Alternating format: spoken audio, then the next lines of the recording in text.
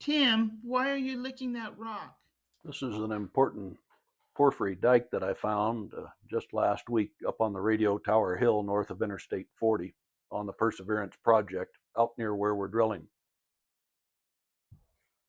A lot of people would walk right over a rock like this, but geologists are always looking for clues. Sometimes one rock can tell us a surprising amount of information about what's going on in the subsurface. Here's the actual porphyry dike peeking through the soil. It has distinct crystals of feldspar and a flow-banded ground mass. I noticed this flow banding was parallel with the edges of the dike, and that both fabrics pointed back to where the drill was located across the valley.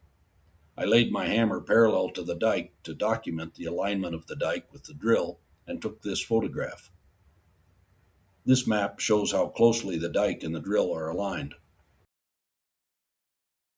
Back here in the office, I've taken a sample of that porphyry dike that I collected on the radio tower hill, ground it flat with a diamond lap so I could have a smooth surface to look at under the microscope. What I see is that all of the minerals in this porphyry have been altered by the action of hydrothermal fluid.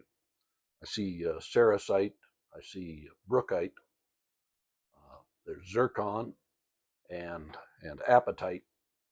I've panned the sample, panned the heavy minerals out of it. This rock is altered. It's very encouraging, and it doesn't prove that there's a porphyry copper deposit out there, but it's a very encouraging piece of evidence that keeps me motivated and exploring. A quick shot with the XRF gun shows that the porphyry carries elevated copper. From Radio Tower Hill, you can actually see where we are drilling today, about 2.5 miles to the south. The map reinforces that the source of the dike may lie out near our drill rig. Every drill hole begins with a decision. Sometimes that's based on geophysics, sometimes on geochemistry, and sometimes it's based on a single rock that everybody else walked past. Now we're going to let the drill tell the rest of this story.